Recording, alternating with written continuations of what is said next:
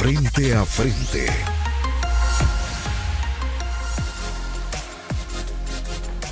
Bien, gracias por estar con nosotros. Estamos prácticamente terminando esta semana. Hoy es viernes 18 de junio del 2021. Les saluda Moisés Urbina y esto es Frente a Frente en Telecorporación Salvadoreña. Dos temas esta mañana, como prácticamente todos los días.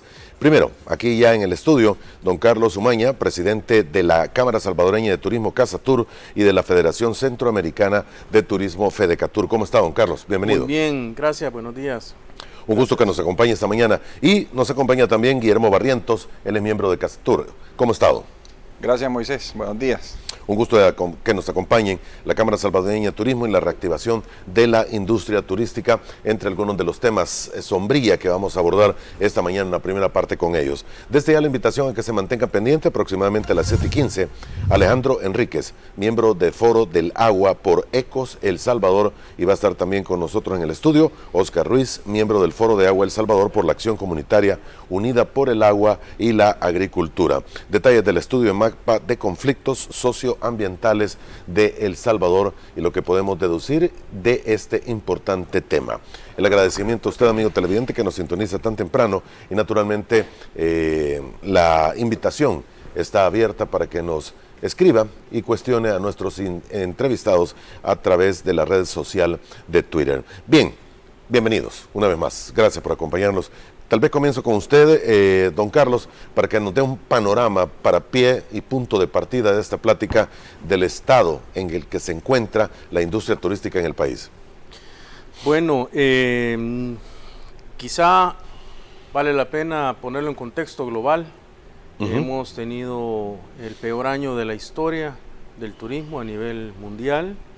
Tenemos una situación de 1.000 millones menos de visitantes en el mundo, pérdidas económicas por 1.300 billones de dólares y pérdida de empleo entre 100 y 120 millones de empleos a nivel mundial.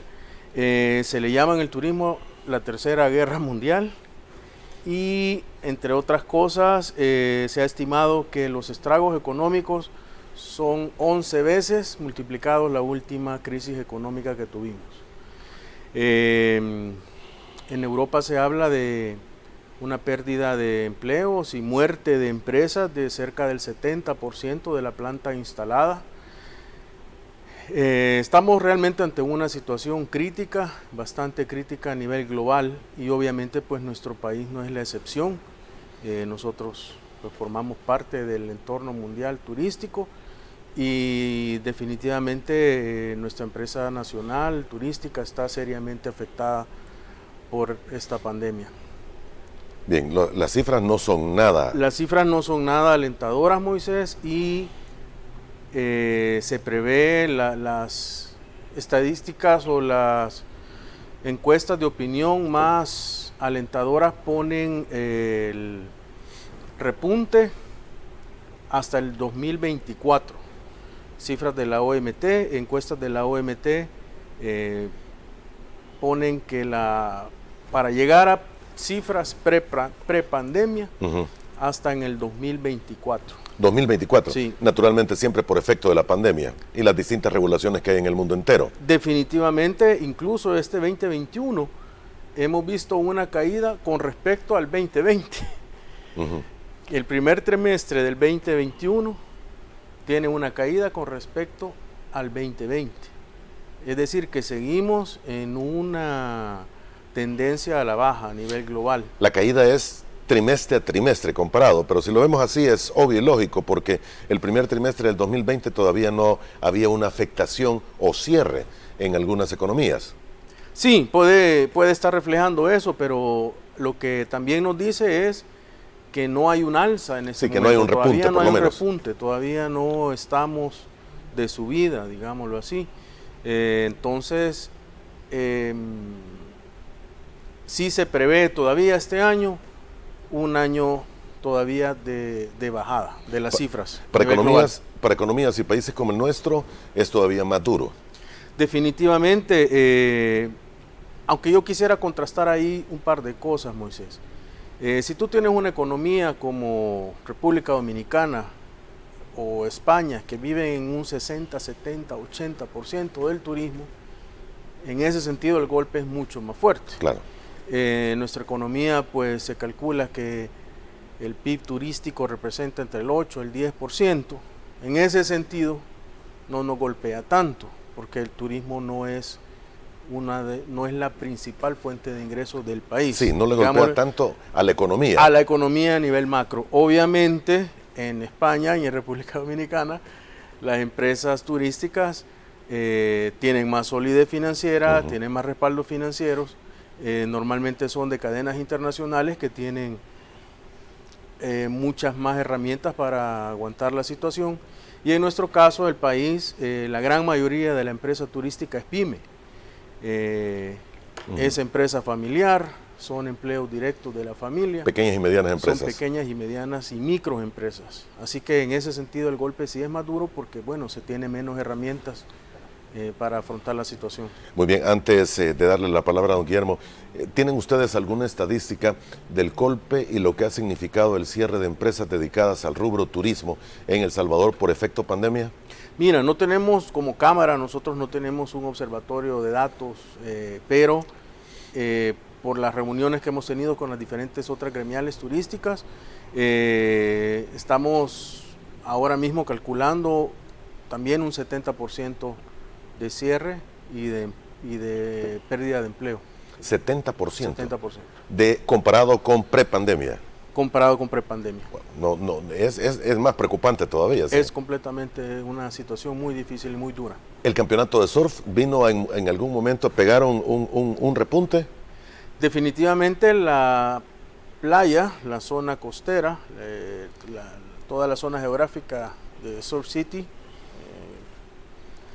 ha sido la más beneficiada o la que ha iniciado el repunte turístico.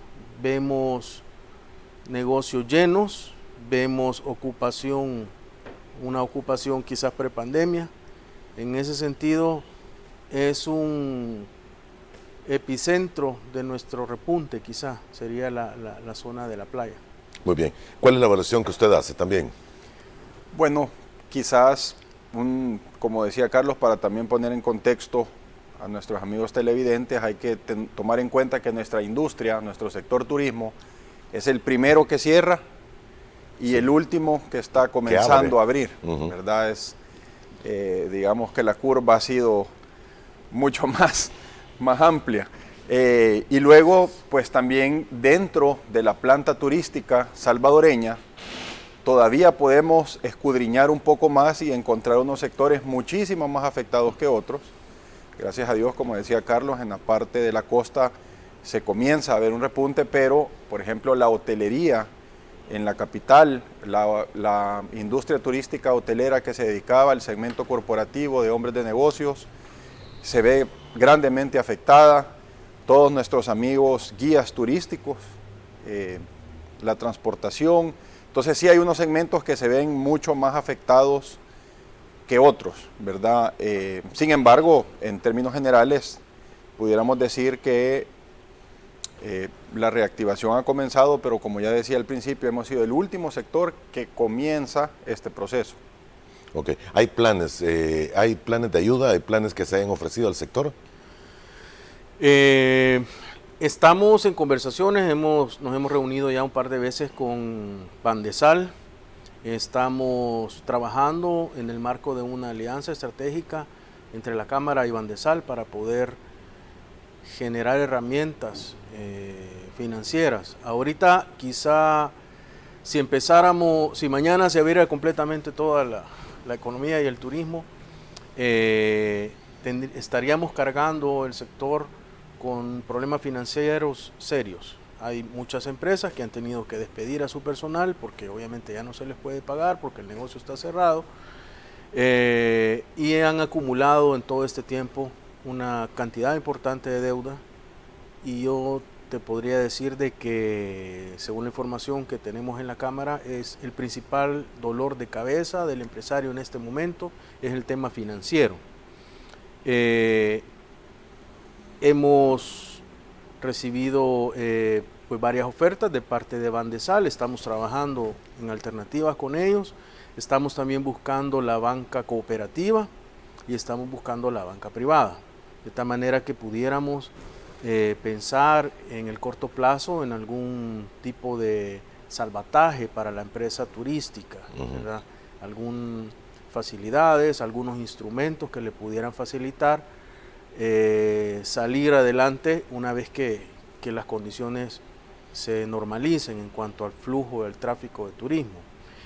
Por otro lado, hemos estado trabajando muy de la mano con Corsatur para realizar actividades para buscar nuestros nichos naturales, que son Centroamérica y nuestros hermanos residentes en el exterior, principalmente Estados Unidos.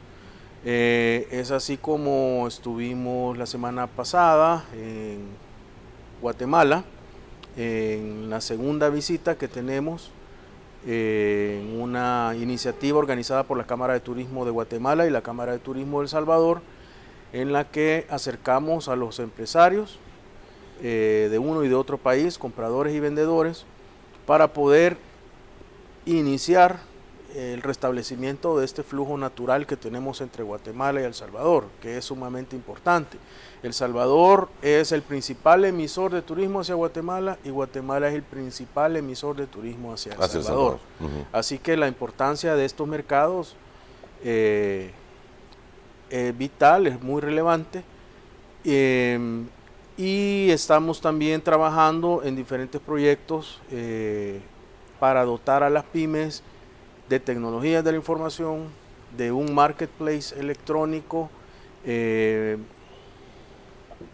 capacitaciones, es decir, una serie de herramientas que creemos que son fundamentales, que en este momento el sector necesita. Así que esos son los planes, algunos de los planes que tenemos y de los cuales pues tal vez podemos hablar más adelante. Sí, claro. Mire, usted me dice, si en este momento se abriera el sector totalmente, ¿es que no está abierto totalmente todavía? Acordémonos que tenemos restricciones. En algunos casos... por ejemplo, la restricción al ingreso, todo visitante necesita una prueba PCR. Ah, ¿cómo no? Ok. Tenemos restricciones de aforo. Los buses tienen que venir al 50% en el caso de Guatemala, que vengan para acá. Es decir, todavía a nivel global hay un montón de restricciones para el tema del viaje. Las salidas, las entradas, el retorno a tu país, si has estado en un país, hay algunos países que todavía te están metiendo en cuarentena cuando regresas. Todas las restricciones que tenemos a nivel global impactan en la visita que nosotros podamos recibir. Guatemala tiene serios problemas todavía. En Guatemala... nosotros pues que estuvimos allí vemos un país muy deprimido en este momento, con serios problemas, la vida de restaurantes, la vida nocturna completamente apagada, todo cerrado muy temprano y nos recuerda... Los niveles de contagio son mayores en Guatemala en este momento, mucho más altos que los de acá. Sí, de hecho pues publican este semáforo todos los días y vemos cómo va coloreándose cada vez más el país. Están en una situación muy complicada. Sí, no está nada fácil el momento que están viviendo. Hay algunas gráficas que usted me ha hecho llegar, nos han hecho llegar, tal vez no las puede explicar. Vamos a tratar de ponerlas en pantalla y no sé si producción nos ayuda. Es precisamente de las llegadas que se tienen internacionales, el tanto por ciento de cambio que ha ocurrido. Esta es una de ellas. Tal vez nos deja ver, estamos viendo el mundo, Europa, Asia y el Pacífico, las Américas, África y el Medio Oriente. Son los datos que nos muestra esta gráfica. Sí, esas son gráficas de la Organización Mundial de Turismo, las pueden consultar. Y pueden ver la tendencia a la baja. Esos son números negativos. En las columnas de la izquierda verás el 2020, si no alcanzo a ver desde aquí, Moisés, por mis Vamos a tratar de ponerlo un poquito más grande. En el mundo, para el caso. Okay. Sí, 2020 y de ahí lo hagan en comparación. Y el primer cuarto, es decir, de enero a marzo del 2021 comparado con el 2020. Ese es el cuadro del centro.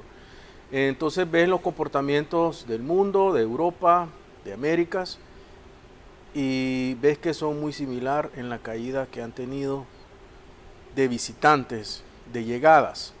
Ese es el cuadro de llegadas. Asia y el Pacífico pareciesen tener un panorama mucho peor que el resto del planeta. Así es, definitivamente. Y me imagino que tiene que ver con que la pandemia tuvo su origen en aquellas zonas del mundo. Así es. Medio Oriente, África y las Américas. En las Américas pareciese haber un porcentaje menores, aún así son bastante altos. Así es, un poquito menor el impacto que en Europa, pero definitivamente pues un 76% menos de tus ingresos. Sí. ¿En El Salvador tienen ustedes datos? Nosotros como Cámara no manejamos datos, no tenemos eso. Pero pueden hacer cálculos. Extrapolaríamos eso a El Salvador. ¿Extrapolarían esto? Sí. Es básicamente el mismo panorama. Sí. Ok. Ahora, ¿qué medidas se pueden tomar? Y tal vez nos ayuda don Guillermo también. Bueno, pues tomando en cuenta que lo principal es salvaguardar la salud, ¿verdad? Que es lo que ha primado en toda esta pandemia. La primera estrategia fue tener una fuerte capacitación en todo el tema de protocolos de bioseguridad en la industria. El organismo de normalización de El Salvador estuvo muy involucrado con el Ministerio de Turismo en una serie de capacitaciones, no solo pensando en los visitantes que esperamos lleguen pronto, sino también en nuestros colaboradores, que tendrán contacto directo con esos visitantes que van a llegar. Se ha trabajado fuerte en ese sentido, así que el paso natural que vendría a paliar toda esta situación sería tal vez homologar con varios de los países centroamericanos en el sentido de que pudiéramos llegar a pasar de requerir una prueba PCR, que en muchos países es cara y complicada, a una prueba de antígeno. Una prueba rápida. ¿Verdad? Por ejemplo, si nosotros los salvadoreños vamos hacia Guatemala, podemos presentar una prueba de antígeno y eso ha dinamizado en parte que salvadoreños podamos viajar hacia Guatemala. Entonces, lo mismo sería de gran ayuda para nosotros, en el sentido que la probabilidad de que más personas puedan visitarnos aumentaría y, haciendo eco de las palabras que decía Carlos, la situación financiera es un tema y esa llegada de turistas empezaría a oxigenar las economías de las MIPYMES turísticas salvadoreñas que nos permitan tener trabajo para seguir adelante. Exactamente. Ahora, la población salvadoreña, de alguna forma, por lo menos casi la mitad de la población estaría a punto de haber recibido ya al menos la primera dosis. Ya con segunda dosis el número es un tanto menor, estaríamos hablando de un quinto, un sexto de la población en este momento. No sé si el resto de países centroamericanos aceptan la vacunación como prerequisito para entrar a sus naciones. Ahora que entramos a Guatemala pudimos entrar con la cartilla de vacunación. Las personas que ya estaban vacunadas entraron con su cartilla de vacunación sin necesidad de presentar de la prueba una PCR. Prueba. El problema es que el resto de países centroamericanos no tienen los niveles de vacunación que nosotros y por lo mismo no se puede acceder de la misma forma para acá. Exactamente. Mira, una de las quejas a nivel mundial que vamos a poder encontrar en ese informe de la Organización Mundial de Turismo, creo que todos los países se quejan y lo llaman descoordinación o falta de comunicación entre las autoridades de salud y las autoridades de turismo.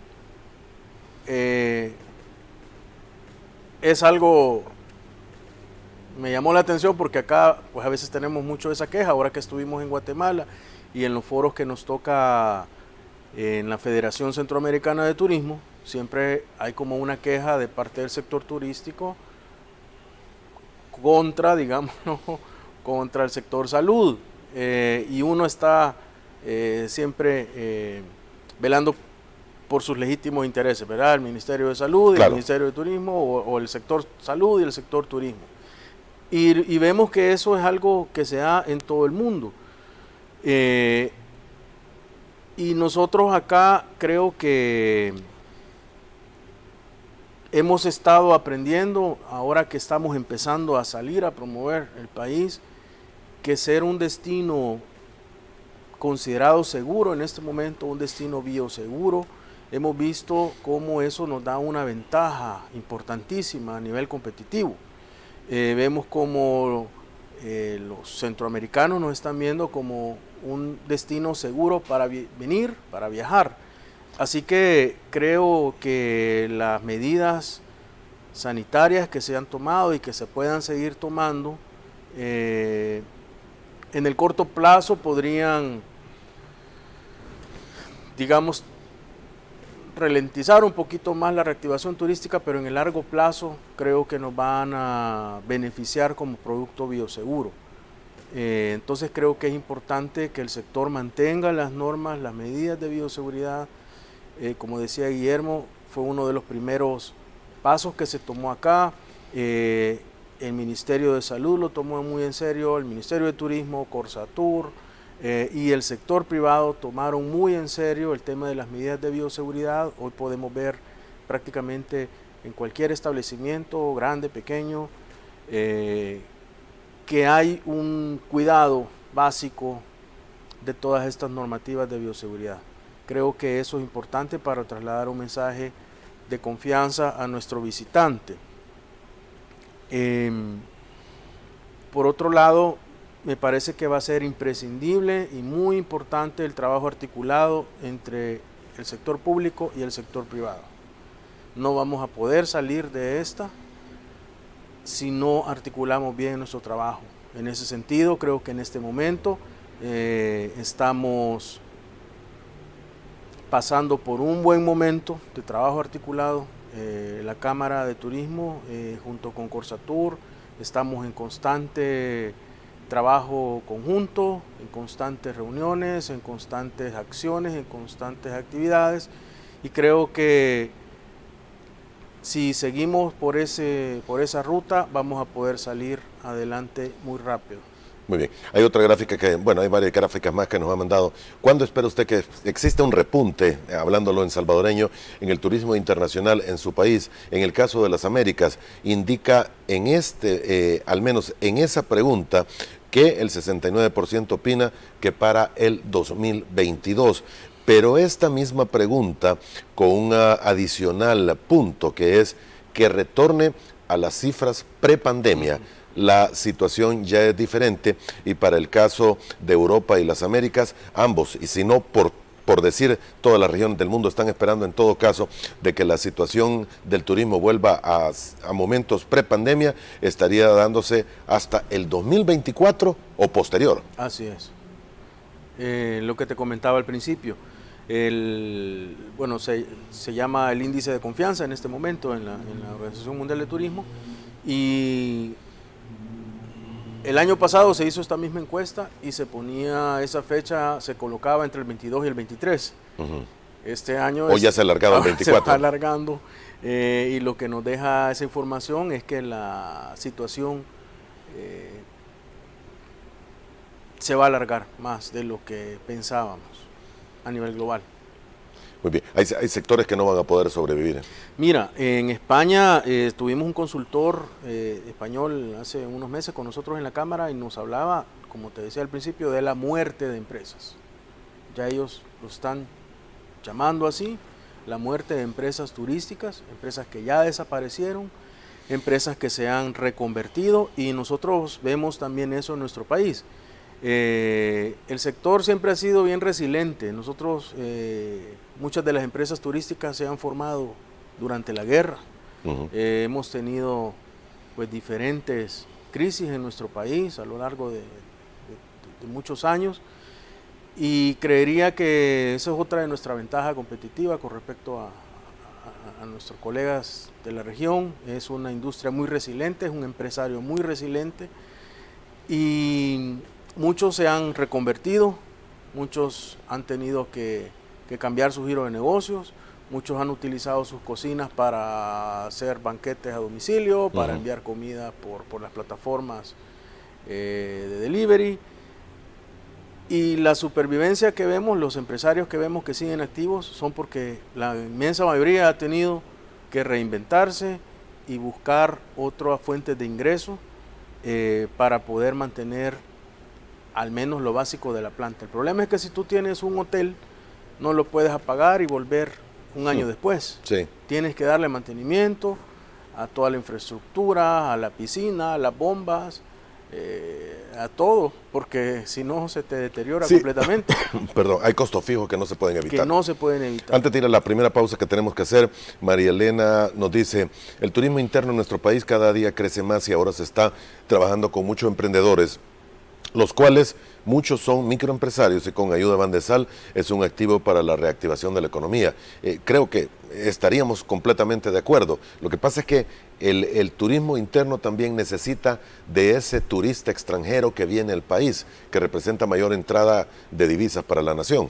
Es que por definición el turismo es un generador de divisas. Uh-huh. Entonces el turismo interno ciertamente fortalece la planta nacional, fortalece al empresario, pero no genera divisas porque en el mismo país es el mismo dinero el que se está manejando, el mismo exactamente. Dinero y de lo que se trata pues es de atraer traer divisas al país. Nueva, exactamente. fresca. ¿Una opinión sobre este tema, Guillermo, antes de ir a la primera pausa?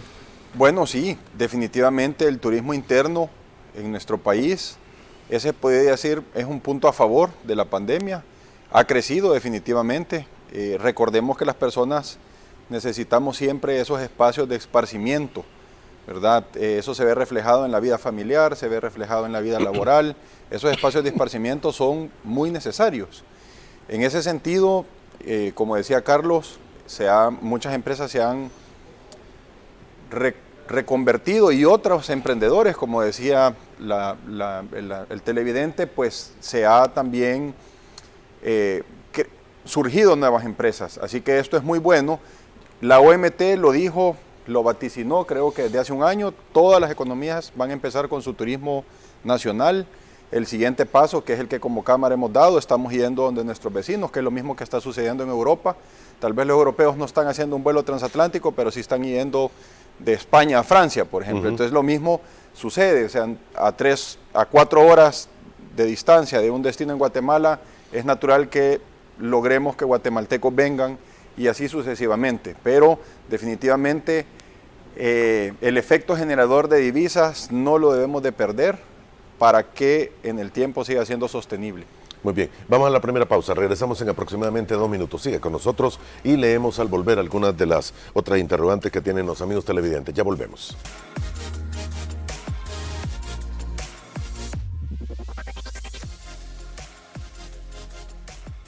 Gracias por continuar con nosotros. Nos acompaña Carlos Umaña, presidente de la Cámara Salvadoreña de Turismo Casatur y de la Federación Centroamericana de Turismo Fedecatur, y Guillermo Barrientos, miembro de Casatur. Algunas interrogantes adicionales de los amigos televidentes probablemente no tengan que ver con la labor que ustedes realizan y es más turismo interno. Estoy tratando de encontrarlas en este momento, pero señalan la necesidad de que se mejoren algunas instalaciones para turismo nacional. Buenos días, dice Francisco Sánchez. ¿Alguno de los señores ha tenido la oportunidad de visitar el zoológico? No hay animales y los pocos que hay se ven enfermos y descuidados. Esto parece más otro jardín botánico, pues solo hay árboles. ¿Cómo hemos podido llegar a esto? Me imagino que no tienen mucho que ver en todo ello. No, pero sin embargo hemos estado en conversaciones con la directora del ISTU, uh-huh, y nos ha compartido los planes importantes que tienen como instituto para la reactivación de los parques nacionales, lo cual vemos pues con muchísimo agrado porque creo que sí, todos estamos conscientes del deterioro que la mayor parte de estos parques tienen. Amanda Cristóbal, el año pasado las 2 tormentas nos dejaron serios problemas para el caso Los Chorros, que todavía creo que está cerrado. Entiendo que sí, que está todavía en rescate, uh-huh, de la infraestructura. Ok, las playas es tal vez el principal atractivo que podemos ofrecer a turistas, un poco de montaña, un poco de volcanes, los sitios arqueológicos, pero ¿alcanzará toda esta oferta para poder competir contra el caso de Guatemala para el turista internacional o el turista europeo, poniéndolo así en punto específico? Guillermo. Sí, si vemos el porcentaje que representa para la industria cada mercado emisor, siendo nuestros hermanos salvadoreños residentes en el exterior el mayor porcentaje y el menor porcentaje la llegada de europeos, que anda alrededor del 2.5%, definitivamente sí estamos listos, si más o menos entiendo tu pregunta, uh-huh, alcanza en el sentido que el mercado europeo o el mercado long haul distance, como se le denomina en turismo, que tiene que recorrer una gran distancia para llegar a su destino, está basado en el multidestino. Esto quiere decir que difícilmente van a venir solo a un país, sino que vienen a 3, 4, 5 Claro. países, y siendo el principal atractivo en El Salvador, por mucho, el sitio arqueológico Joya de Serén, que es nuestro único sitio declarado Patrimonio Mundial por la UNESCO, que a nivel internacional tiene mucho peso. A veces localmente tal vez no le damos la relevancia del caso, pero internacionalmente es uno de los sitios más importantes. En ese sentido, cuando vemos el panorama como un multidestino, tenemos la capacidad para recibir, ya previo a la pandemia teníamos todavía más, ¿cómo decirlo?, total disponibilidad para poder crecer, y ahora post pandemia pues mucho más, ¿verdad? Ok. Mire, me queda poco tiempo, pero sí hay algunas medidas que me imagino que cada uno de ustedes, o sugerencias o peticiones que se pudiesen hacer específicamente. Si tuviéramos que mencionar algunas, ¿cuáles serían? Y comienzo contigo, Miguel. Perdón, ¿sugerencias? Sugerencias para reactivar de la forma más adecuada, rápida y pronta el turismo en el sector. No es únicamente el turismo, es el sector. Estrategias. La que mencionaba de estrategias regionales comunes. Locales, regionales, luego multidestino, en ese orden, porque sabemos que es el comportamiento natural. Y luego, pues, buscar la homologación regional de las medidas de bioseguridad, porque tú imagínate un turista que viene a Centroamérica, si en un país le piden una regla, en otro país necesita una vacuna, en otro país tiene que llenar un formulario, muy difícilmente vamos a reactivar la llegada de turistas internacionales, que yo te decía que aunque parece poco, un 2.5% el mercado europeo y otro 14 o 20% el mercado norteamericano, si excluimos a nuestros hermanos salvadoreños, es la mayor derrama económica al país, porque son los que más gastan por día. Entonces, cuando viene un turista europeo que no solo es un tour del día, sino que es una estadía más prolongada, que hay una mayor derrama, en ese sentido es muy importante homologar los requisitos de ingreso a los países, por lo menos de la región, ¿verdad? Que es natural que un circuito turístico del mundo maya sea entre Guatemala, El Salvador y Honduras.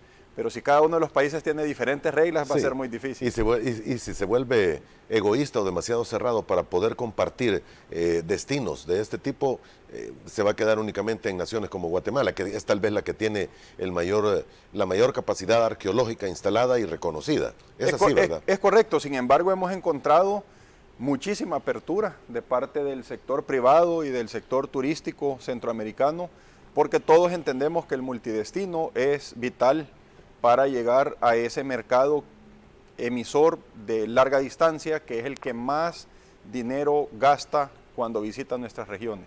Ok. ¿Y usted, don Carlos, las peticiones, recomendaciones o sugerencias quería? Bueno, yo creo que ahorita nos tenemos que enfocar en el mercado norteamericano, tomando en cuenta que esa población está a punto de terminar su esquema de vacunación completa. Es un mercado del cual tenemos suficiente conectividad, conexiones, no solamente aéreas, sino emocionales. Creo que es lo que apostaríamos en este momento a atacar ese mercado, a concentrarnos en ese mercado, a fortalecer las herramientas que podamos tener para comercializar nuestros productos ahí en ese mercado. Muy bien. ¿La recuperación la ve tan lejana como el 2024, como indican los datos? Honestamente, yo soy mucho más optimista que eso. Optimista se puede ser, pero realista. Por optimista desearíamos que a finales de este año todo ocurriera. Mira, Moisés, lo que pasa es que lo que te comentaba, el factor Norteamérica, creo que para nosotros es muy importante. Creo que tenemos una cantidad importante de hermanos residentes allí, en ese país. Y el turismo nostálgico que ahora siempre mismo tienen más ganas de venir, tienen ganas de salir del encierro, tienen ganas de visitar a su familia, y nosotros pues al ellos tener el esquema de vacunación completo, pues podemos recibirlo perfectamente. Así que creo que es una oportunidad hoy más que nunca en ese sentido. Por otro lado, el esfuerzo que se está haciendo con el tema de la promoción de las playas, hemos visto nosotros como Cámara, que hemos tenido contactos regionales, como si desde afuera se está apreciando muchísimo el tema de la playa. Quizás era, como tú decías, bueno, Guatemala está muy reconocida por la arqueología, Costa Rica por la ecología, y nosotros creo que estamos ya empezando a ser reconocidos por nuestras playas, entendiendo que el proyecto y la marca Sombría Surf City va luego a poder derramar en todos los demás sectores, en todos los demás segmentos de turismo. Entonces creo que tenemos un producto insignia, tenemos una necesidad de los hermanos residentes fuera. El turismo centroamericano nos está viendo también con mucha expectativa. Somos un país bioseguro. Creo que tenemos muchas oportunidades de superar este tema en lo más pronto posible. Quisiera comentarte un termómetro del tema del exceso de positivismo que decía Carlos. Tuvimos la oportunidad de estar esta semana haciendo promoviendo El Salvador, y mirábamos Antigua Guatemala con muchos restaurantes, con muchos hoteles totalmente cerrados, con muy poco o casi nulo turistas circulando. Y después de haber estado pues visitando algunos sitios de la franja costera de El Salvador, pues sí vemos que la situación es diferente. Es diferente. En el aeropuerto también es un shock cuando tú ves todas las ventas de artesanías en Guatemala cerradas. Desolado el aeropuerto. No quiero decir que nosotros estamos súper bien, no quiero mandar un mensaje equivocado, solo estoy diciendo creo que estamos bien, estamos mejor que ellos. Estoy diciendo que como la diferencia sí se nota, y por eso sí creo que definitivamente estoy totalmente de acuerdo con Carlos, que yo esperaría que esa recuperación llegue antes versus los pronósticos de la OMT. Mucho tendrá que ver con la vacunación y los niveles que se logren en el más corto tiempo posible. No sé si vieron lo que ha ocurrido en Nueva York, por ejemplo, que estadísticamente hablando y oficialmente dieron a conocer que el 95% de la población del estado de Nueva York ha sido vacunado y que se suspendían todas las medidas de bioseguridad, lo cual creo que al final termina siendo un error, pero abierto todo completamente como si estuviéramos prepandemia. Como te decía, si se abriera todo, si se quitaran todas las restricciones de aforos, de ingresos, creo que siempre necesitaríamos un tiempo de recuperación, porque internacionalmente la gente ahora, también te lo dice la OMT, se lo piensa más para viajar. Es decir, que las restricciones están frenando muchísimo el turismo, pero también la mentalidad de la gente con respecto al viaje ha cambiado mucho. Por eso es que se le está dando muchísimo énfasis al turismo interno, porque muchísimos de los viajeros han cambiado su manera de pensar y ahora prefieren hacer turismo interno en cada uno de sus países. Claro. Así que creo que la recuperación, aparte de las restricciones mundiales, también va a tener que ver con un reset un poquito de la mentalidad de la gente en el corto plazo. Muy bien, quiero agradecerles el tiempo que nos dedicaron esta mañana. El mensaje creo que ha sido muy claro y ha podido ser transmitido a los amigos televidentes. Vamos a ver qué termina de ocurrir, y definitivamente el sector turismo es extremadamente importante para cualquier nación. Para El Salvador se ha vuelto mucho más valioso de unos años para atrás hacia acá, sí, y creo que hay muchas oportunidades, como ustedes lo mencionan, para tratar de explotarlo y atraer la inversión y las divisas que se necesitan para un país como el nuestro. Gracias nuevamente, muy amable, don Carlos. Gracias a ti. Y a usted también, don Guillermo. Gracias. Gracias por haber estado con nosotros. Hacemos una pausa, vamos a volver en aproximadamente 3 minutos. Estarán aquí en el estudio Alejandro Enríquez, miembro del Foro del Agua por Ecos El Salvador, y Oscar Ruiz, miembro del Foro del Agua El Salvador por Acción Comunitaria Unida por el Agua y la Agricultura Aqua. Ya volvemos.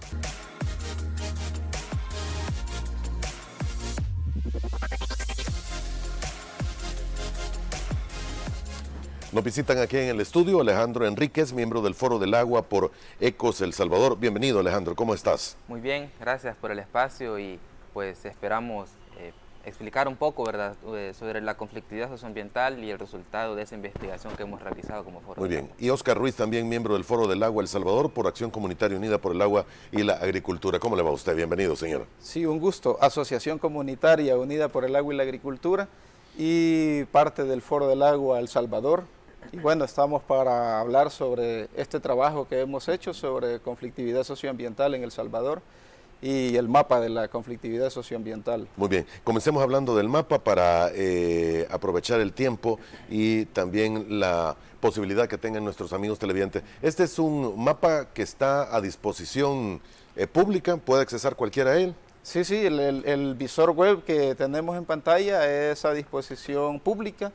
Cualquier persona puede ingresar con la dirección conflictosocioambientaleselsalvador.org y se puede ingresar al mapa que tenemos en pantalla. Tenemos actualmente investigados 53 conflictos y es un mapa dinámico, o sea, esto en la medida que más organizaciones, más personas que resientan estos problemas de conflictos socioambientales, afectaciones en el agua, suelo, aire, y que se pueda ir alimentando este geoportal, vamos a tener más información precisa y útil para hacer este trabajo de exigencia, a reducir toda la impunidad ambiental también con la que se opera muchas veces en nuestro país. Muy bien, sáqueme de una duda. El color de cada uno de estos puntos que están en el mapa, y lo vamos a volver a poner en pantalla, ¿significa algo? Sí, básicamente es como bastante intuitivo los colores que se han utilizado. Nada menos si vemos el punto que sale allá ya por Guatemala, en el occidente del país. Ese. Ajá, ese. Ahí estamos hablando de los sitios con afectaciones mineras, por ejemplo. El caso de Mina Cerro Blanco, que aunque no está dentro del Salvador, pero tiene afectaciones. Las descargas son las que caen en Huija, ¿me equivoco? Sí, exactamente.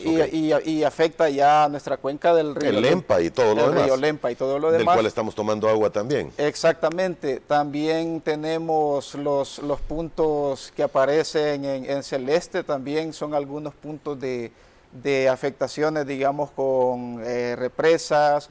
Y así sucesivamente, tenemos nada menos ahí los que aparecen. Chaparral. El Chaparral, exactamente. Me imaginé. Exactamente, hay algunos que salen ahí que se ve como un formulario en rosado, también aparecen los proyectos, estos proyectos que van a tener impactos potenciales, el caso de Valle del Ángel en la zona de Apopa, norte de San Salvador, también la zona norte de La Libertad con la perforación de pozos. Entonces, que aparece. Eso tiene una forma intuitiva también de la clasificación de los conflictos, y que ya las personas, pues, al ingresar van a poder ir viendo cada uno y ya conociendo a qué se refiere. Muy bien, esto por ejemplo veía en el norte de Morazán, hay un proyecto de hidroeléctrica en el río Sapo. Sí, fíjese de que al momento de ingresar a estos conflictos vamos a ver el estado en el que están también, porque en la parte inferior del geoportal vamos a ver ahí también hay como un estado de esos proyectos, y tenemos como la clasificación en activos, en latentes y potenciales. Ese es un proyecto que estaba a desarrollarse en el río Sapo, pero que por el momento se ha logrado paralizar. Sí, gracias a la presión también de las organizaciones, pero que de todas maneras es necesario tenerlo ahí a la mano, porque en determinado momento podría activarse nuevamente el proceso de querer desarrollar este tipo de proyectos. Interesante, no le hemos dado la palabra a Alejandro. Yo lo que quisiera agregar al respecto es que este es el resultado, bueno, que se presentó el miércoles, ¿verdad?, de esta semana, y es un resultado de un trabajo que se viene haciendo desde el año pasado. Es una investigación que se ha hecho en en redes sociales, página web, que se ha hecho también en consultas con las personas, ¿verdad? Se ha ido a los territorios, a las comunidades donde están los conflictos. Como ya dijo Oscar, ¿verdad?, ya sea que están en potencia, ¿verdad?, que tengan una potencialidad de explotar el conflicto, o también aquellos que ya han terminado o que están ahorita en acción, ¿verdad? Entonces, pues este es el resultado, y es un mapa que retrata la lucha histórica que por más de 15 años ha tenido el Foro del Agua, pero también las comunidades, ¿verdad? Hay organizaciones históricas, hay comunidades que han sido intensamente intervenidas, ¿verdad?, por diferentes proyectos, por ejemplo, de especulación inmobiliaria, de agroindustrias azucareras, de granjas porcinas o avícolas, canteras, represas. Entonces, es un mapa que trata de abordar toda la conflictividad socioambiental que actualmente está en el país, pero más allá de eso, más allá de retratar la lucha que han tenido organizaciones sociales, las comunidades, es un mapa que retrata toda la injusticia hídrica y toda la impunidad ambiental con la que actúan muchas veces los titulares de proyectos, ¿verdad? Porque ahí está claro, ¿verdad? Información actualizada de cada uno de los conflictos y pues hay que decirlo, ¿verdad? También está en evidencia el papel paupérrimo, el papel tan, digamos, ineficiente que ha hecho el Estado respecto a la solución de estos conflictos, que al final se traducen en violaciones a los derechos humanos, derecho humano al agua, derecho al medio ambiente sano, derecho a la vivienda digna, derecho a la propiedad, derecho a la vida digna, derecho a la salud, derecho a la ciudad, que el derecho a la ciudad está relacionado con el sentido de pertenencia que siente la gente con su territorio, con su comunidad. Entonces, es un mapa que, más allá, ¿verdad? Como lo digo, de retratar las luchas, de hacer un atlas de consulta pública, porque como lo dijo Oscar, esto puede ser consultado por cualquier persona, en cualquier parte del país, en cualquier parte del mundo, solo con que meta o que ingrese a la dirección de URL al buscador. Y más allá de eso, más allá de esta consulta, es un retrato, un esquema o una fotografía de lo que de las condiciones socioambientales de El Salvador. Unas condiciones que no permiten que la gente vulnerable y empobrecida de este país tenga una calidad de vida digna. Muy bien, solo sáquenme una duda. He estado revisando todos los puntos que muestra el mapa y hay algunos que, bueno, me sorprenden porque no sabía de ellos. Sobre explotación del agua, esto me imagino que es en las cercanías de la bahía de Jiquilisco. Hay otro sobre explotación de agua subterránea en otra zona cercana a, bueno, un poquito al norte de la Costa del Sol, agroindustria en Laguna El Cayo, sobre explotación de agua en el ingenio Jiboa, pero hay una que me llamó la atención y creo que era esta, instalación ilegal de antenas en la colonia Buenos Aires.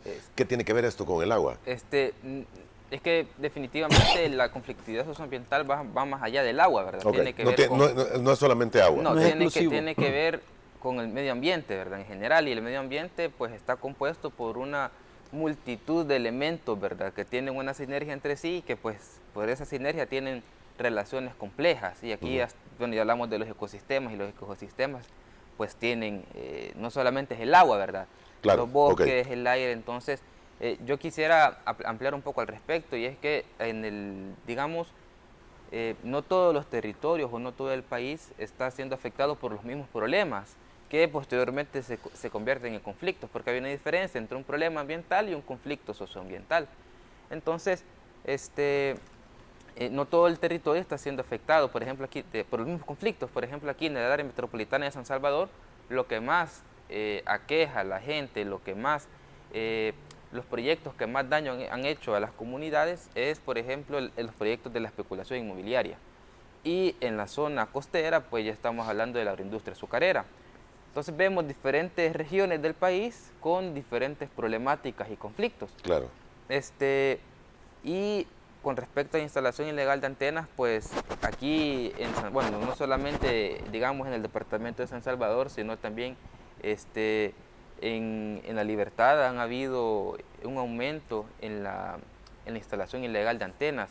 Y yo quisiera ser bien enfático en algo, y es que particularmente hay una sociedad que, bueno, es Tesco, hay que decirlo, ¿verdad? Tesco S.A.S.B. que se ha dedicado a instalar ilegalmente antenas.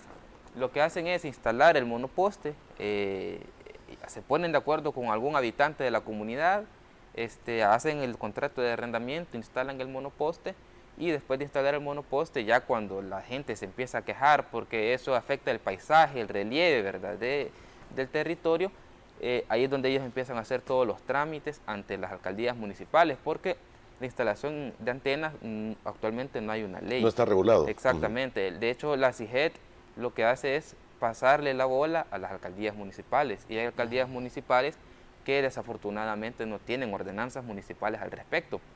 Y eso, la desregulación de una situación de la realidad, pues beneficia a unos pocos y afecta a muchos. Y aquí estamos hablando, por ejemplo, de este tema de las antenas, la ley de aguas, que ahorita está mucho en boga, ¿verdad? En boga. Entonces, esto es el tema de la instalación ilegal de antenas. Nosotros como Foro del Agua y como ECOS hemos acompañado a la Comunidad de Buenos Aires, a la Comunidad San Esteban también, que son territorios del Departamento de San Salvador, Okay. y también a una comunidad que se llama Tecpan, que está en el sitio del Niño. Ese es un conflicto o un problema que estamos aún recabando información, si tienen permiso, si no tienen permiso, y ya con esto finalizo con respecto a las antenas. Ajá. Nosotros hemos hecho diferentes denuncias, solicitudes de medidas cautelares en los juzgados ambientales, y los juzgados ambientales, especialmente en una resolución en contra de la alcaldía del municipio de San Salvador, lo que ordenó fue que toda ordenanza con respecto a la instalación de antenas tenía que pasar por una consulta pública, tenía que prever un apartado de consultas públicas. Para que tuviera la aprobación de la población que vive en los alrededores. Hasta la fecha, eso no lo ha hecho la alcaldía municipal de San Salvador ni ninguna otra alcaldía, y de hecho hizo algo lo contrario a la alcaldía, porque había un mecanismo de participación ciudadana que no era el mejor, pero al final era algo. Pero después de esa resolución, por alguna razón, en aquel entonces el alcalde Mason decidió derogar y eliminar ese mecanismo, y entonces la ordenanza actualmente no tiene consulta pública. Muy bien. ¿Cuál considerarías tú es el principal generador de conflicto social que se tiene en este momento, de lo que ustedes han podido mapear? Mira, bueno, hay... O el que más se repite, por lo menos. Sí, bueno, es que tenemos como repetitivo el tema, es por zona también. Si hablamos de del área metropolitana, quizás estamos hablando de lo que ya mencionaba Alejandro, los proyectos especuladores inmobiliarios. Inmobiliarios. Si hablamos de las... ¿Por qué le llaman especuladores? Especuladores lo hablamos en el sentido de un tema que venimos también discutiendo y analizando desde el Foro del Agua, y es que el mecanismo que se ha venido llevando es compra de tierras baratas. Incluso aquí entra también el tema de la quiebra de muchas cooperativas, las cooperativas cafetaleras. Entonces se adquieren los terrenos, los inmuebles muy baratos, y luego se hacen diferentes arreglos institucionales, hay que decirlo. Han habido arreglos institucionales con instituciones del Estado, llámese ANDA, para establecer mecanismos de asocio público-privados para garantizar el agua de esos megaproyectos, y aún a costa de dejar sin agua a las comunidades aledañas o a la mayoría de la población. En la cordillera del Bálsamo tenemos un caso, Fideicomiso Fihidro, una cantidad de empresarios de estos megaproyectos residenciales en un asocio con ANDA para poder garantizar el agua. Entonces es como lastimoso, diría yo, es triste ver que hay familias de municipios como San José Villanueva, Zaragoza, Nuevo Cuscatlán, que quieren tener acceso a agua, pero se les niega una factibilidad, mientras que hay proyectos grandes, Los Sueños, Tuscania, El Encanto Villas y Golf, y hay proyectos que vienen en camino. Portal del Bosque, por ejemplo, se va a llamar uno nuevo en la entrada de Nuevo Cuscatlán, que cuando uno revisa el estado de esos proyectos es que ya tienen garantizada el agua, la tienen garantizada a través de estos mecanismos, como el Fihidro, que es el caso de ahí. Hay otros mecanismos también de empresas autoabastecidas de la zona, un proyecto de una autoabastecida que se llama Aqua con K también, que es una empresa del IPFA, que está ahí en la zona de Nuevo Cuscatlán, que se encarga de otorgar esas factibilidades. Entonces lo llamamos especulador en el sentido de que es una práctica especulativa, o sea, yo compro tierras baratas o genero el mecanismo, incluso se podrá haber sobreendeudado a las cooperativas para que terminen quebradas y terminen vendiendo, se compra barato y luego se hacen esas inversiones y la plusvalía crece. Entonces a eso nos referimos. Entonces esto mismo es lo que se está replicando, se quiere replicar en Valle del Ángel también. Ahí hay un mecanismo también de convenio entre ANDA y la sociedad encargada de hacer este proyecto. Pero es que no son válidos acaso estos convenios para nuevos proyectos habitacionales, digo, en el buen sentido uso del recurso hídrico. Sí, mira, yo siempre lo he planteado, o sea, no nos podemos oponer quizás a que haya más construcción de vivienda, al desarrollo, pero un buen desarrollo, no un desarrollo expoliador que sobreextrae el agua. Aquí lo que ha habido es una mala concepción del desarrollo, o sea, al final se necesita producir alimentos, se necesita vivienda, pero lo que no se vale es primar los intereses privados sobre los intereses de la colectividad. Creo yo que ahí es donde está el meollo del asunto. Claro, o sea, al final estos convenios, sí me hacían esa misma pregunta en una entrevista que teníamos en un determinado momento, y me decía, ¿y acaso no se podría establecer estos mecanismos y que a través de estos asocios también se garantice agua para el resto de la población? Claro, es que ese es el problema, esa es la manera como se plantean los convenios. De hecho, así se planteó el de la Cordillera del Bálsamo. Hubo un número de acometidas para las residenciales y otro número de acometidas para el resto de la población.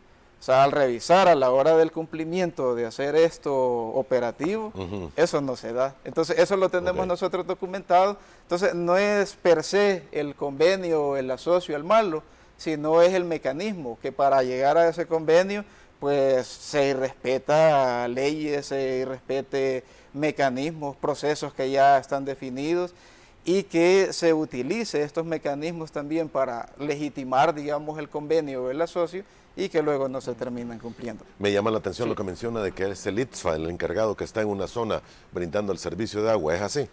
Es así, es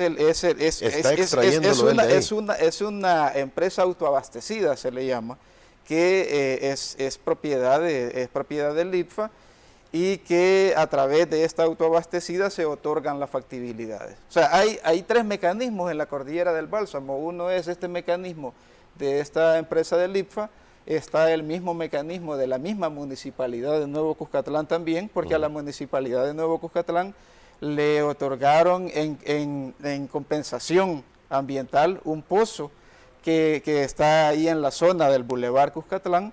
Entonces, en teoría para suplir las necesidades de agua del municipio de Nuevo Cuscatlán. Ahora, cuando uno revisa el expediente de los proyectos que están en proceso, lo que encuentra es que esta compensación, ese pozo es utilizado para dar las factibilidades a estas residenciales, igual que el caso del ITFA a través de la autoabastecida y el convenio FIHIDRO. O sea, no es en sí el mal que se le esté dando las factibilidades a los proyectos. El problema aquí es cómo se privilegia, digamos. Ok, ya lo entendí. Tiene que ser el agua derecho humano, o sea, y eso está en boga con el tema de la ley de agua, en favor de la colectividad. No es porque, o sea, tengo la mayor capacidad de hacer las inversiones, entonces puedo aprovecharme de eso y captar todo el agua para mi proyecto, como es lo que se quiere hacer en el caso de Valle del Ángel también, ¿no? O sea, captar 240 litros por segundo de agua para un megaproyecto residencial, cuando ya sabemos que Apopa, que Saltepeque, Nejapa y Ayutuxtepeque tienen serios problemas de abastecimiento. Eso es lo que no se vale. Le iba a preguntar, porque aparece en el mapa que ustedes nos han proporcionado precisamente el proyecto de hidroeléctrico del Chaparral, de la presa. Cualquiera recordaría que tuvo momentos muy álgidos de protestas por parte de los pobladores, pero pareciese que el proyecto ha seguido avanzando y no sé si se habrán terminado los conflictos que habían por el mismo en aquella zona. Sí, definitivamente el problema está ahí, ¿verdad? O sea, hay un daño al medio ambiente, al agua, con la perforación también de la tierra, ¿verdad? Y todo lo que ha seguido avanzando con la construcción de la obra o de la presa hidroeléctrica. Pero sí, como ya lo mencionabas, actualmente no hay mucha acción y esos son los conflictos que están como latentes o clasificados como en potencia, ¿verdad? Potencial, porque son conflictos o problemas que en su momento fueron muy movidos, fueron muy dinamizados, pero que actualmente están ahí en el congelador, por decirlo de una forma, pero que en algún momento pueden volver a activarse, ¿verdad?, para la defensa del territorio. Actualmente no solamente está ese, ¿verdad? Por ejemplo, hay otros que están así como en potencia, por ejemplo, el de una cantera que se quiere instalar en Quesaltepeque. Entonces, ¿Una cantera? Sí, hay que es un proyecto de minería, ¿verdad? Porque actualmente en El Salvador lo único que está prohibido es la minería metálica, pero minerías hay de distinto tipo. Entonces, ese es otro conflicto que está así, y pues también lo del sitio del niño, ¿verdad? Con lo de la batería récord. Porque, como ya lo dije, son conflictos que o están por nacer, o son conflictos que en su momento estuvieron muy activos, muy dinamizados, pero que actualmente están como un poco tranquilos, ¿verdad? Están en pausa, correcto, esa es la palabra, están en pausa, pero eso no es no quita que sea latente para que pueda ser otra vez activado, ¿verdad? Ok, el que de los proyectos en las distintas zonas del país hay algunos que pareciesen estar aislados de situaciones como esta. Para el caso Chalatenango no se ve por el momento nada, por lo menos en la zona, en la parte norte y la parte norte de Santa Ana. Si quitamos lo que ocurre con la presa con la mina de Guatemala, son zonas que estarían sin ningún tipo de este conflicto social. Sí, sí, Moisés. Bueno, quizás hay que mencionar que la recopilación de la información nos ha dado para tener documentados estos 53 que aparecen en el portal. Ajá. No significa que sean los únicos. Que sean los únicos. Hay una gran cantidad de conflictos en el territorio. Claro, muchas veces hay como temor incluso de la gente de denunciar el problema en el que están. O sea, hay como mecanismos coercitivos, incluso, mira, le voy a quitar el trabajo a tu familia si comenzás a hablar de este problema o comenzás a protestar. Entonces, no son los únicos, es lo que hemos documentado, pero aquí donde viene también el llamado a la población, que vayamos identificando esto, porque lo que no se visualiza, no se identifica de esta manera, o no sale, digamos, a la palestra pública, prácticamente no existe, queda ahí relegado. Entonces, sí, hay una gran cantidad. Retomo un poco lo que me preguntaba hace un momento, porque ya no terminé la idea, cuáles son por zona. Me quedé en el área metropolitana con los proyectos urbanísticos, residenciales, especulativos, pero la zona costera es terrible, el tema de la sobreexplotación del agua. Y ahí tenemos, de hecho, en este geoportal, ahí va a estar ya identificado, incluso está la capa de la zona cañera, el monocultivo de la caña de azúcar en la zona costera, genera un impacto serio. O sea, tenemos casos que ahí están documentados. El caso de la agroindustria de la Laguna del Gallo, que usted puso hace un momento en el visor.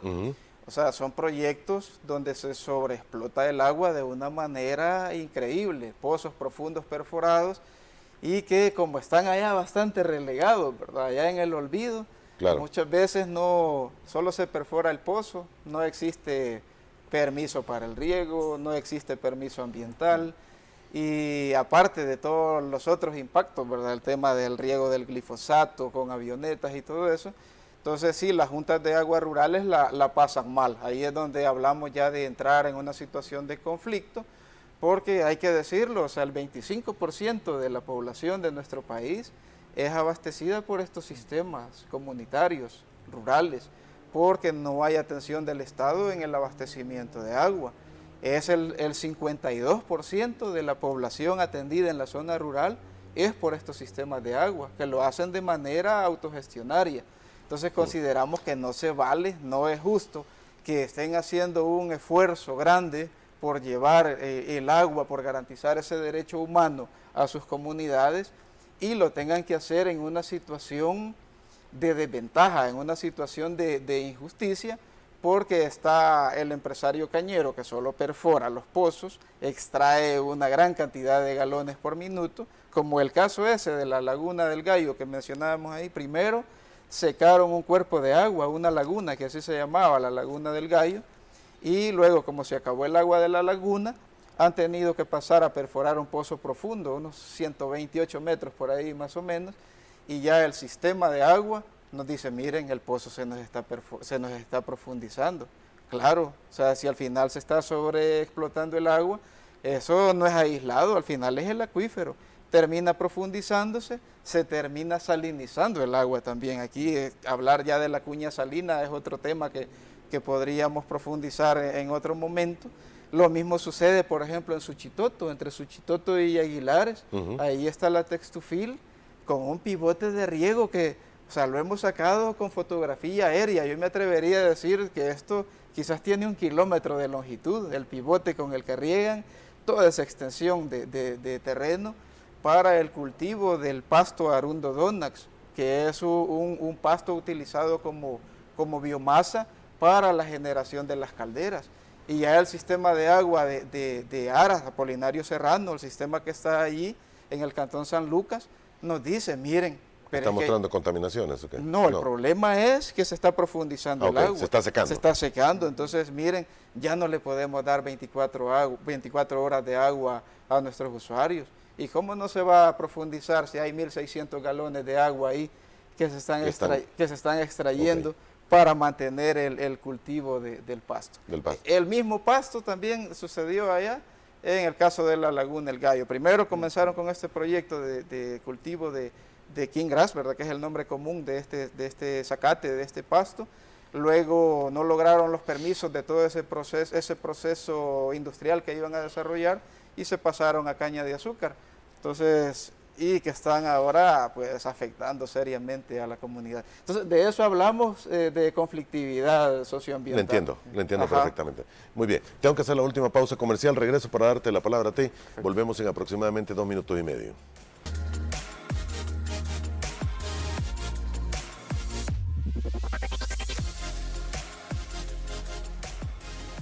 Muy bien, parte final de nuestro programa de esta mañana. Nos visitan Alejandro Enríquez, miembro del Foro del Agua, y Oscar Ruiz, miembro del Foro del Agua El Salvador por Asociación Comunitaria Unida por el Agua y la Agricultura Aqua. Hay un momento interesante, el Estado, el gobierno, va a presentar su propio proyecto para una ley de agua y todo lo que se había hecho, creo que eran 111, 112 artículos que ya habían sido aprobados por la Comisión respectiva de Medio Ambiente, fueron enviados a archivo, no sé si totalmente descartados como tales, pero parece que hay que empezar de nuevo de cero. Hay proyectos, ideas que se tienen y que ustedes están llevando como grupos ambientales. Comienzo contigo. Sí, bueno, primero decir que este tema de la discusión de la Ley General de Aguas es un tema que ha tenido como una especie de movimiento de acordeón, ¿verdad? Sí. Que han habido avances, retrocesos, tiras, encoges, y pues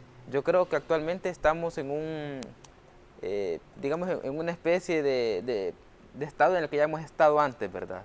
O sea, otro retroceso en cuanto a la discusión legislativa de la ley, pero el tema es que en este caso, pues, es, digamos, irrespetar, ¿verdad? Un poco de irrespeto al trabajo que han hecho todas las organizaciones ambientalistas, comunidades, porque, por ejemplo, la propuesta del año 2006 que presentó el Foro del Agua, que fue, digamos, el precursor, ¿verdad?, de este debate, fue elaborada no desde el escritorio, ¿verdad?, sino que fue a base de una consulta que se hizo en diferentes comunidades que se han visto aquejadas, flageladas por la injusticia hídrica, por la impunidad ambiental, y dio como resultado todo, digamos, el estudio de derecho comparativo en cuanto a leyes generales de agua de otros países, más las consultas comunitarias o populares que se hicieron, dio como resultado la propuesta de Ley General de Agua del año 2006, que posteriormente fue actualizada, ¿verdad? Y pues de aquí se han desplegado otra serie de propuestas. Al final estamos hablando por todo, contando las de ente rector, las de aprobación o que se reconozca el derecho humano al agua y a la alimentación a nivel constitucional. Estamos hablando de cerca de 8 o más de 5 propuestas. Entonces,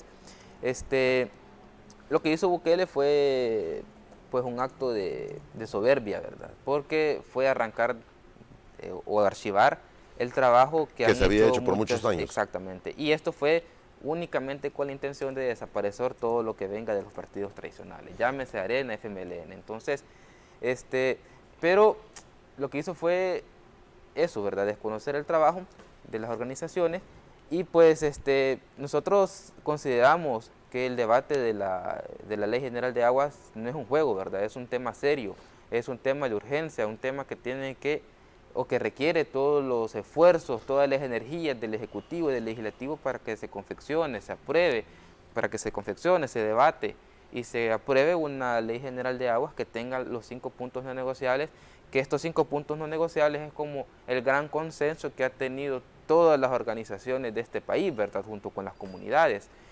Y pues estos 5 puntos no negociables tienen como resultado, o tendrían como resultado, aprobar una ley que sea un instrumento que brinde las herramientas necesarias para poder solucionar o para poder empezar a solucionar la crisis socioambiental de este país, porque no es que los mantos acuíferos hayan, o los bosques, o digamos la naturaleza de El Salvador haya perdido esa capacidad regenerativa o vocativa, sino que hay una serie de actores que ya más o menos les hemos detallado con los mapas de conflictos socioambientales, que están socavando y que actúan con la impunidad total y que este Estado no está haciendo nada para detener esa impunidad, y esto hace que las comunidades tengan, o territorios especialmente del área metropolitana de El Salvador con la especulación inmobiliaria y la zona costera con la agroindustria azucarera, pues no tengan agua de manera deficiente, de mala calidad. Y entonces estas son como las consecuencias de no tener una ley, porque ante una desregulación o una falta de regulación, todo el mundo hace lo que quiere. Todo el mundo hace lo que quiere, y como decimos en Río Revuelto, ganancia de pescadores. ¿Tu punto de vista? Sí, bueno, yo considero que es necesario que se retome todo, no se parte de cero realmente, no se parte de cero, es necesario que se retome esa visión de la sociedad salvadoreña organizada que se viene impulsando la necesidad de una aprobación de ley general de aguas, o que se apruebe una ley general de aguas, pero como ya mencionaba Alejandro, que considere esos puntos no negociables, ¿verdad? Hablando de esos puntos no negociables, queremos regulación pública del agua, tiene que ser el Estado, el agua tiene que ser alejada de la regulación del mercado, no se puede, porque es un derecho humano, y no lo decimos nosotros, el Foro del Agua o las organizaciones sociales de El Salvador, lo dice Naciones Unidas. Desde 2002, con la observación 15 del Pacto de los Derechos Económicos, Sociales y Culturales, y desde el 2010, con la Declaración del Derecho Humano al Agua y al Saneamiento. Entonces, es algo que está establecido desde Naciones Unidas en esa vía.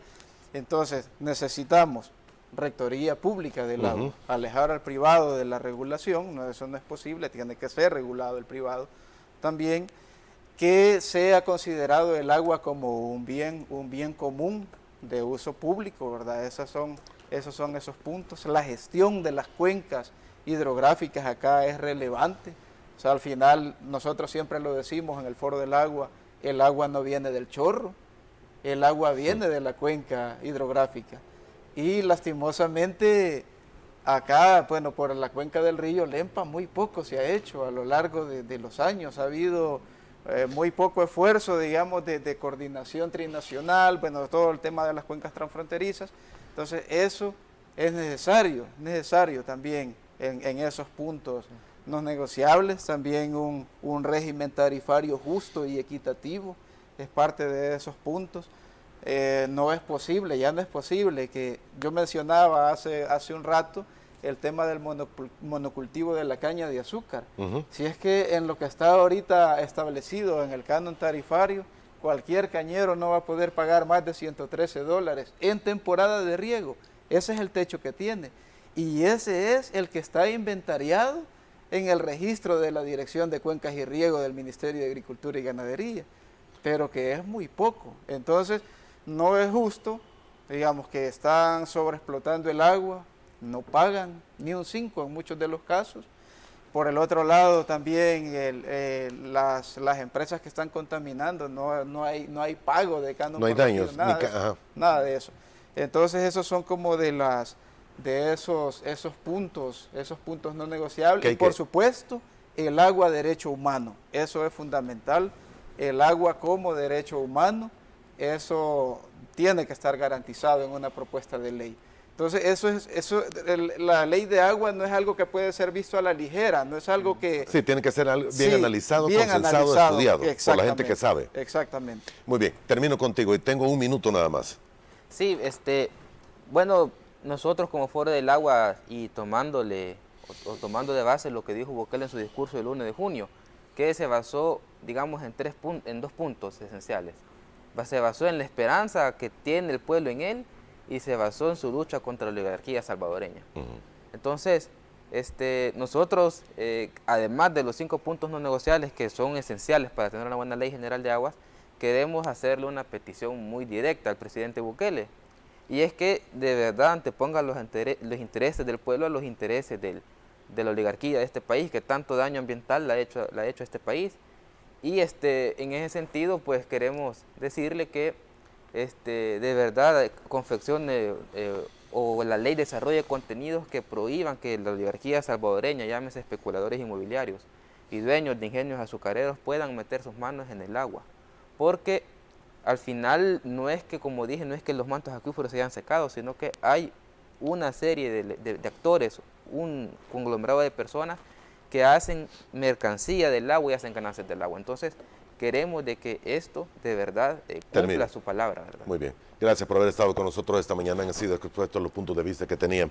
Le agradecemos a usted también, amigo televidente, el que nos haya acompañado toda esta semana. Desde ya nuestro deseo de que tenga un periodo de descanso sábado y domingo, y primero Dios, nos volvemos a ver el próximo lunes a la misma hora. Muy buenos días.